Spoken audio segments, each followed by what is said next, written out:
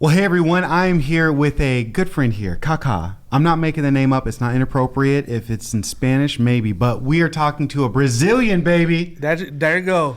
You know Kaká that plays soccer? Yeah. Of course. I heard it's a nickname for Richard. Yeah, for Ricardo. Oh, Ricardo. Yeah, I play soccer like him. Oh, yeah. No, I'm kidding. I'm joking. Hey, well, we get to be able to spend a couple of minutes just speaking about just ministry and learning. This is a beautiful thing. We're in Southern California at the Calvary Global Network Conference and being able to meet people from all over the world. It literally is a global network that we're a part of, and it's so cool to be able to learn and grow from other guys. Kaká's doing a great, incredible stuff in Brazil that I'm excited to share with you all and learn some lessons from his ministry with you. But before I get into all that, why don't you introduce yourself? All right. What are you doing? What's Jesus doing in your heart? Where are you serving at? Give me some cultural context. Awesome. So I'm from São Paulo, Brazil, big city. And I'm based now in Curitiba, southern part of Brazil, 6 hours north of São Paulo. I'm married to a Norwegian from the West Coast, Best Coast of Norway. But we have 3 kids. And then we took over, a church 4 years ago. Wow. In the middle of pandemic. So we have some stories to tell. Oh man, we're gonna dig into those stories. So you took over a church, you've gone through transition. Yep. And then I know a little bit of history. Before you did that, where were you serving at? How many countries have you visited? We've been to 19 countries in the last decade.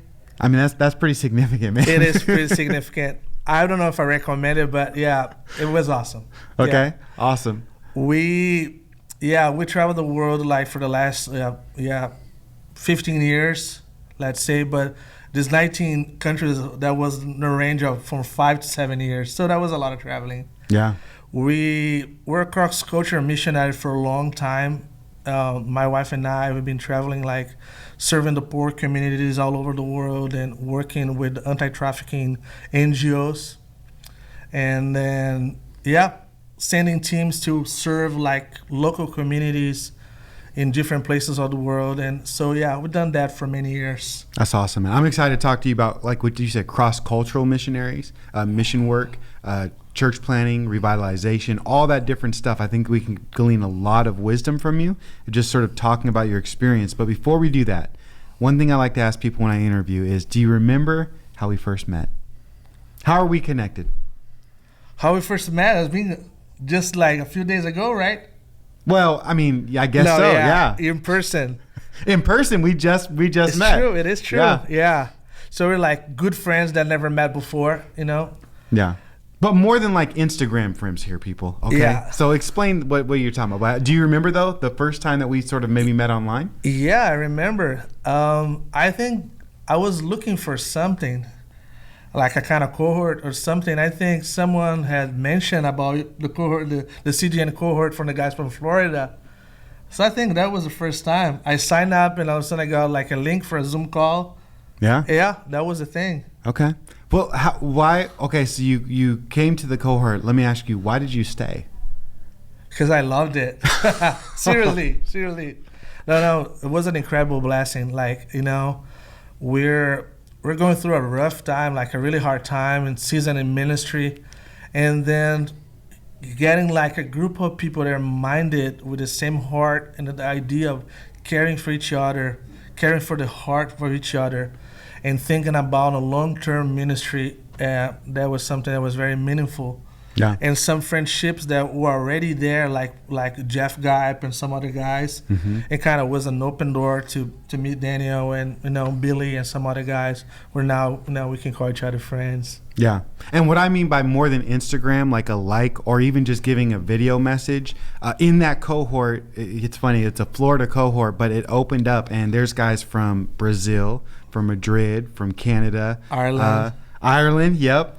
There's all these guys, and it's not just play a video, train them. It's like we're getting wisdom from them. We're facilitating it, and we're being able to like even pray for one another. Yeah, every week there's someone like sending something to pray. And, yeah, I'm constantly on there and looking over the list and just praying over the names, and you get like linked to just be like, man, we're doing this thing together. Yeah, it's been awesome. It's been a great journey. Yeah. So I'm excited to talk to you about like gleaning wisdom from you. Because, bro, you have so much ministry experience. Not only you, but your wife, missions, raising kids in multiple countries. How many languages do you speak? 3 languages. Okay, 3. What are those 3? Norwegian, Portuguese, and English. Okay. And then how many languages do you understand? The 3 of them. Okay. Because we were talking about, do you understand Spanish? And like, I understand this, I understand that, I understand. Yeah, I get by with Spanish. I don't consider myself someone that speaks well, but I get by. Yeah. Well, probably better than some of us. Yeah, but, can be. So let's first talk about missions. You obviously have gone all over the world serving the poor, doing mission work. For you, what were some key lessons of being a missionary and going from one country to another? And what I mean by that is, like you said, cross-cultural. Mm-hmm. Why do we even use that term in ministry, like the cross-cultural mission work? Yeah, I think first of all, I'd like to start saying that I wish I would have started right now. Because back in the day, yeah, we learned a lot of hard lessons that we're not, that we don't recommend.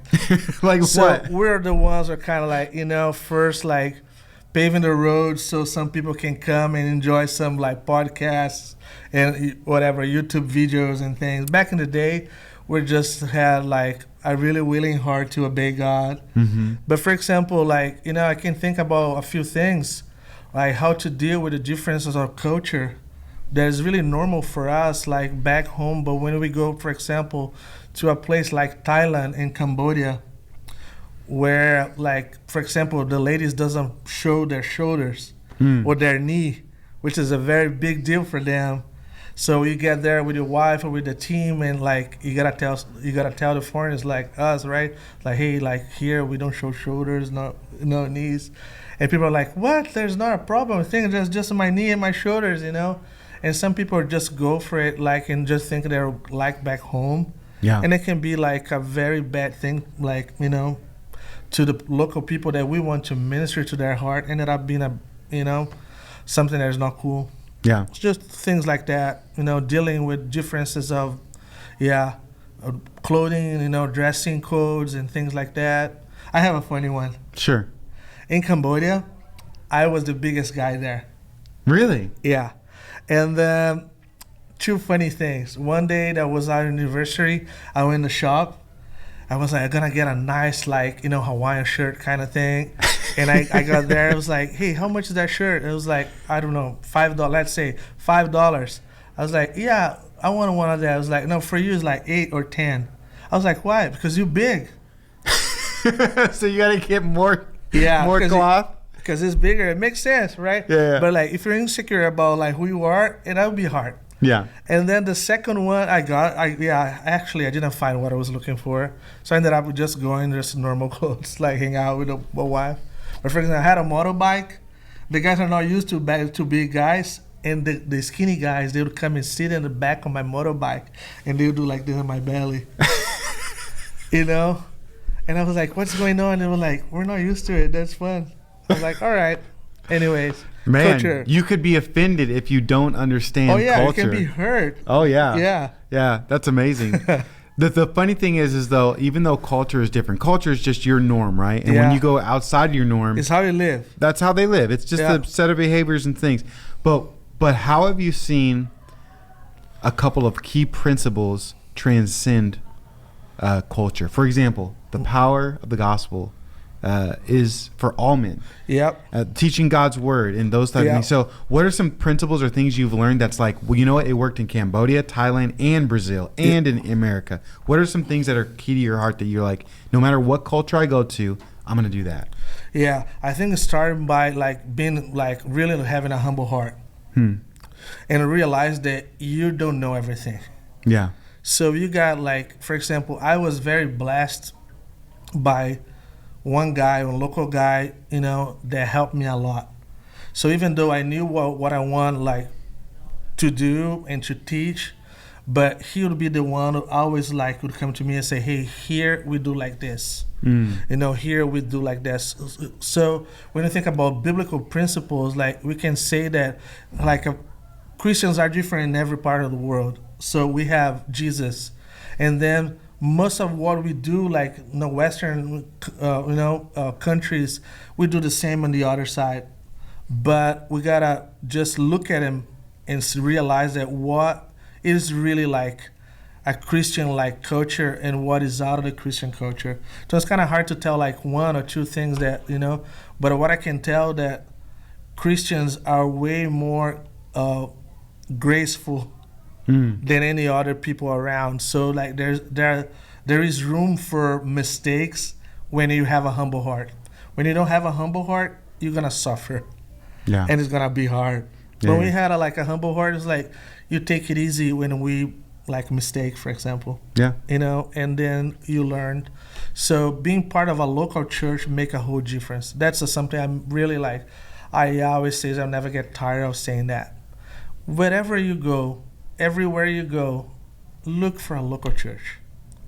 It might be very different than back home, but it's gonna be the place that is gonna have this sense of community. There's gonna be this sense of like people to teach you what you have to learn, so you can be there and you can succeed and you can be blessed. That's so good. I'll just say this: you do have a very humble heart. Always learning, growing. I mean, I didn't have the information back in the day. Yeah. I have a humble heart and I love coffee. So coffee helps like everywhere you go, most of the places. But I do remember that looking for like information and things back in the day like was really hard to find. Yeah. Today, like, so if I could give just a piece of advice, or something like that, I would be like, you have all the information that you need out there. Yeah. So you're planning to go to a country just recently. There was a gal that came to me and said, hey, I'm planning on going to Asia. What would be the advice that you give to me? I was like, hey, do you know about the country? Did you make a research about the country? Do you know where you want to live? You know what you want to do there? The things that you want to do there are already people doing that. Because if there are people already doing that, maybe you don't need to come up with something new. You can just join them. Yeah. So there's so many things that we can benefit from like today for the podcast is the thing with the cross culture that like just remember talk about cross culture. My marriage is cross culture. Yeah. So I remember first time like and someone said a Norwegian and Brazilian, it doesn't fit together. So it's like Brazilians eat meat like Norwegians eat salmon. Oh my gosh. Brazilians are like known for the parties and the carnival, whatever, really loud. And Norwegians are super quiet and introverts. Hey, but opposites attract sometimes. Yeah. Yeah. No, we love each other. We're gonna celebrate our 70th anniversary next month, so we're doing well. But it is cross culture. It does things are different. But we learn. So there is an old principle that like the old guys were used to say, but it's still very true. Wherever you go, that's not your nation, it's not your home, look for a man of peace. Look for someone who can be that person that's going to open the gate for you to go, and you can learn from them, and then you're going to realize that it's going to be like an important thing to do. For example, in the first years, don't try to go and rush and get the first months of working hard in this new nation. Learn the language, learn the culture, make friends, and then after that, like start working hard. Yeah, that's so good. That's so good information to hear. And I think when you even say the principle of like getting into a local church is so important, having that fellowship, gleaning that wisdom and humility. You may have a humble heart, but then you need to get the stuff and the information. Yeah. And I love how God can connect you to different people no matter where you go. Yep.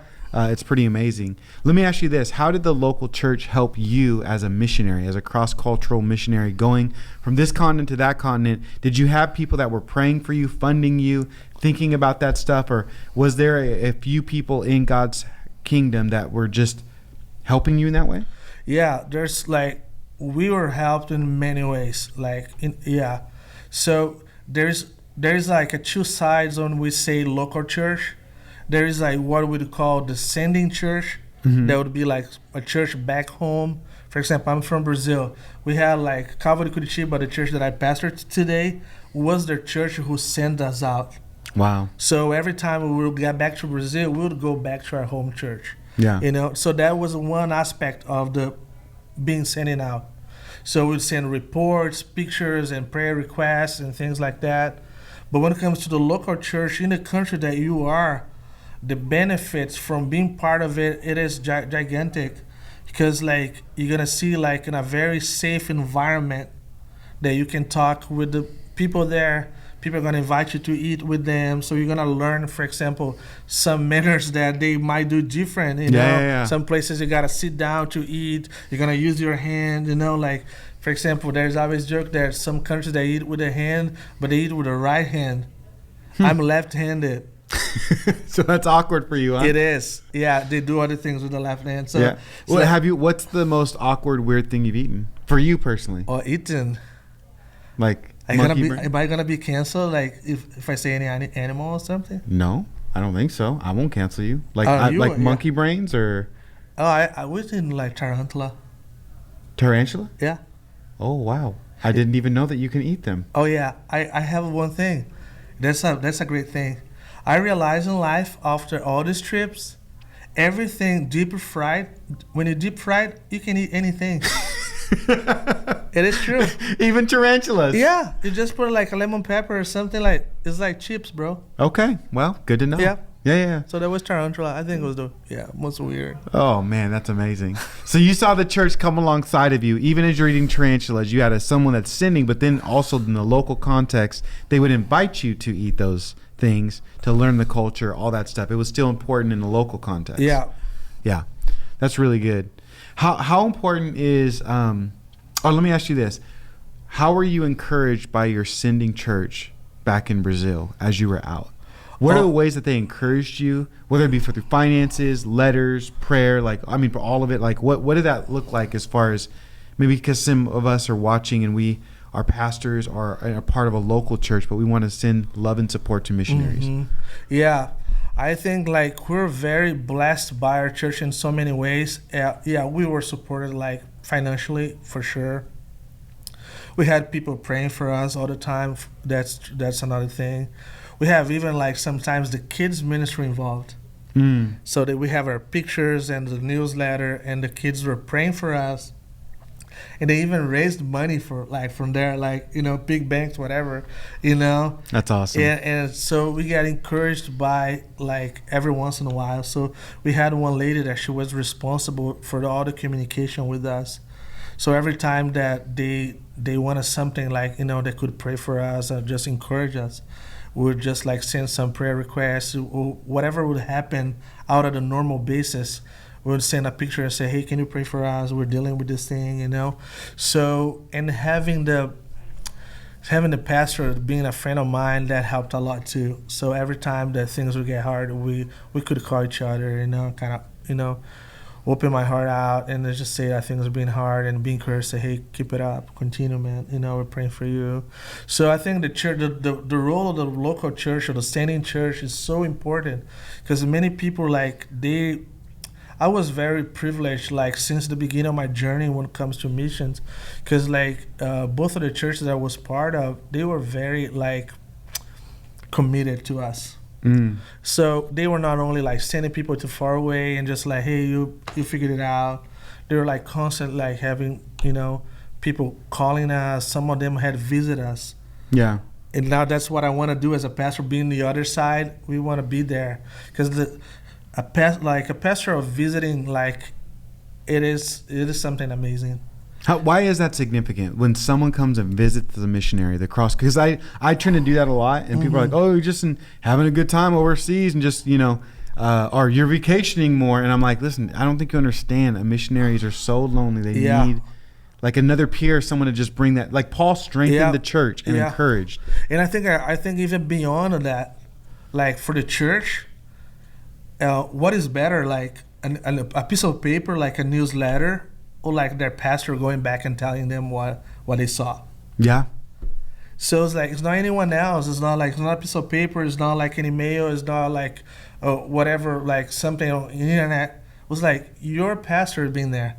So when the pastor like gets back and he goes on Sunday morning or Sunday night, say, "Hey, church, I was together for this amount of time with our missionaries, and like this is how they do life there. This is how they're struggling there. This is how they're doing well there." It changed the game. Yep. Because the church, like, is there someone that the church trusts? It is their pastor.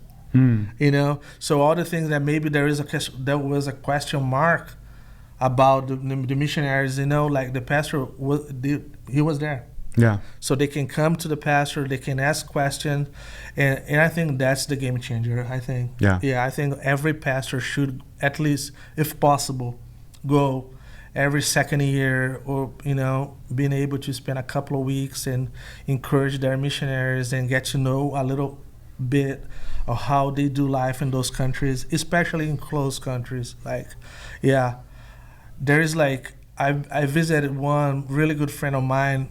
This is one of the most radical stories for me, and in a really close country. And I was with my wife at the time, and when you live in a closed country, like you have all these like ideas of the possible things, and there are lots of possibilities, of bad things to happen.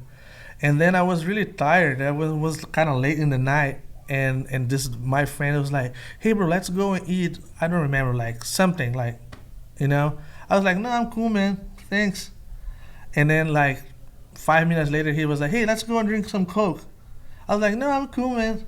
And my wife comes to me and said, "Dude, like, he wants to hang out with you. He wants to talk with you. He doesn't want to eat anything or drink anything. He just want to hang out." I was like, "Oh, I got it." I was like, "Oh, I didn't get it. I was so tired." And the guy came and said, "Hey, let's go." We walked like long distance, so then we could feel like we're in a good place and no one's around us to listen while we're going to talk. Yeah. And then we talked for a long time. And we got back, and it was such a refreshing thing, just like, I didn't say much. That was late in the night, but I heard what was going on and how things were going. And it was like awesome. Yeah. It just like, I didn't do much, but I was there for them. Yeah. So things like that. And normally, like, people at church would not think, doesn't come normal, doesn't come easy, doesn't come natural. So when you hear, for example, people like us like now saying, imagine you being in a place that you're not allowed, or you cannot be just having normal conversations, that you have to walk like many miles away so you can feel free to talk with a friend. It is something that should move our hearts. So it's like, oh, this is hard. Yeah. It's so significant, so impactful to just even bring normality. Yeah. For example, like if you visit a friend and he's in a different country, say he's in Germany, but he's from Brazil and speaks Portuguese, just him not being able to speak in German and speak in his native language, a conversation, that there alone is an encouraging thing for some people. Oh, yeah. For sure. That's for sure. It's like worshiping God with our own language. Yeah. It's like when you can do it in any other language, but none of them are going to be like your mother tongue. Yeah. None of them. You can be so expressive, you can be whatever, but like being in your language, worshiping God is a whole different thing. So it's like so you served all over the world, many continents, and then the Lord brought you back. Yep. To Brazil to speak your native language, Portuguese, and you're doing a ministry there. Tell us how that happened and what God's doing there. So we're, the beginning I said that we're like many years away from home Norway and home Brazil, and we start seeing our kids growing, and we have traveled the world like crazy. We're like, Lily and I, one day, I'll never forget the day. It was a Saturday morning. We're in Cambodia, and normally we have a special breakfast on a Saturday morning. Maybe we go to Krispy Kreme or something. Yeah. And my son woke up and he said, "Daddy, when are we gonna move next?"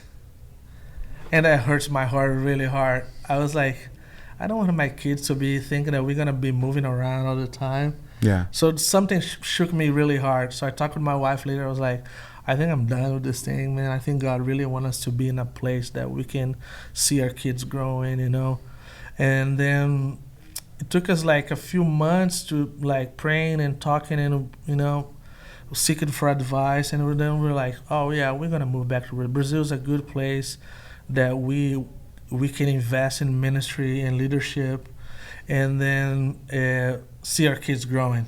Yeah. So for many years, we were like, hey, let's go to a place that we can kind of like chill for a while. And it takes a long time, the whole thing with documents and papers and visa.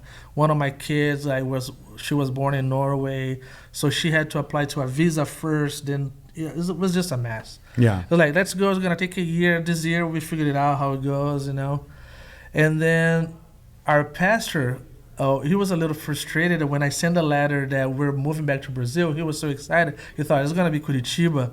And then it was not. He was like, he got 2 weeks without reply. And I said, hey bro, you gotta reply, man, because I'm a little like anxious about it. And he was like, oh yeah. So he called and said, man, I'm very happy for you, man. I wish that Curitiba was in your radar, I was like, no, it's not, man. So we go to this beautiful city, Iguaçu Falls. And then, yeah, we're settled. The kids are in a good school. Like, we had a nice house. And one day, my friends always joke with me, like, I was jogging. And then I heard this voice, you're going to be the next pastor of Calvary Curitiba. And my friend said, we don't know what it was a miracle. Was the voice or that I was running?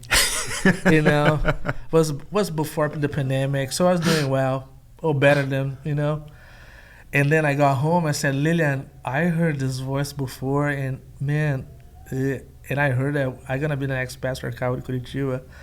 And she was like, oh, no, we're doing so well here. The kids in a great school. We got a nice house, And I was like, what could hold us back here? She was like, nothing.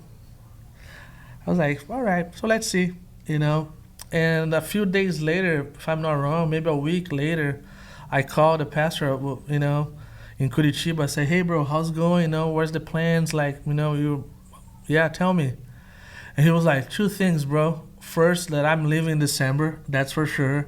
I was like, but who's going to take over? He was like, well, we're praying with the leadership and like your name came up. We believe that you should be the next pastor. I was like, all right, sit down, bro. Like, I was jogging the other day, and I heard his voice. And God warned you. Yeah. So I was like, so this is it. So that was in the middle of the pandemic. Wow. Like during really big lockdown. Yeah. Like a month later, we're in Curitiba, man. Wow. And how long have you been in Curitiba? 1st of June now is going to be 4 years. Wow. Yeah. How was the transition for you to be like not only cross-cultural missionary, but now you're a pastor and taking that over from one person to the next in the transition? Yeah, I would say that it was not easy, Let's say like this. That was hard. It was hard, like, in so many ways. I think, like, was nothing doctrinal, like a position or anything. It was more like personality, which is, like, in a way is better because it is more the way that things are doing or not doing, So, but the personalities were very different. So I came as the first Brazilian pastor, So some people were skeptical about it, and there's some things that they were doing that I would not do it the same way. But the good thing, actually, I could say if there was something good out of the pandemic, it was the pandemic. Yeah. So we could, like, we start establishing, like, some process and systems. And when people would come and say, hey, why we're not doing this anymore? I was like, yeah, because of the pandemic, like, it's not working out. Or we're going to do this test, like, let's see how it goes, And it started kind of taking place when they realized things were already happening, when people realized it was a little too late and they got used to it. Yeah. So, one thing that was, like, I remember was very different for us. For example, they had a break during, I don't know if that's an American thing, I don't know. But they have a break in the middle of the service before the teaching, like, to have coffee. Oh, yeah. I've been in churches like that. Like a big, like, sometimes this breaks like 10, it's 15, forever 20 minutes. To get people back. Yeah. It takes forever. So I got there, I was like, who made it? Like, I was like, that's how we do. That's how we roll, bro. And I was like, all right. I was like, doesn't make any sense. It would take like 30 minutes sometimes to get people back. I was like, all right, we're not doing next week. And they were like, why? I was like, people are at home, like, waiting 30 minutes. Why are people having fun here? So we didn't do the next Sunday, the following Sunday, So we took it off. And a couple of people came and said, "Hey, we missed the coffee time." I was like, "All right, yeah, it won't happen before teaching." You know, so it can happen after but the what happened? service. So this is what happened. I was like, "Hey, you know what? Lily and I would start bringing like some like cakes and things, because that was the culture. Oh yeah, they made that because people are not staying after service. So we start bringing cakes and things to stay after service. And I would say, hey guys, if you want to hang out with the new pastor and his family, we're gonna be here with our cakes and coffee. And ended up like they start like staying. So they don't miss that break anymore, you know. And sometimes we have to kind of like tell people to go home after service. We're like, hey, it's been a long time, you know. It's time for us to go and get some real lunch. Yeah. So yes, so that was the things that we could use as a to benefit from the pandemic. Like lots of things, like building up a new leadership team, like you know, like start training new leaders and start like looking back at those ministries that were not working well, and some of them we paused, and some of them we shut. Yeah. And now finishing the 4th year, we're seeing all this ministry happening, working on job descriptions and all these kind of things, you know, and it's being so well established and happening, you know. Yeah. But took at least 3 years for us to have this transitioning. But it was a really good transition, and I would recommend the way that we did. Yeah. Yeah. That's so cool. It's good to hear that, to know okay, you know how sometimes you get a not professional but experience in one thing. Yeah. You know, going to all these countries culture, to go back and be like, nope, God's called me to this, so he's going to equip me to it, and the faithfulness of God to get you through that. Because it is hard. It is hard sometimes. And you need people. That's something I would say. You need people that is going to be behind you, but where you can grasp wisdom too.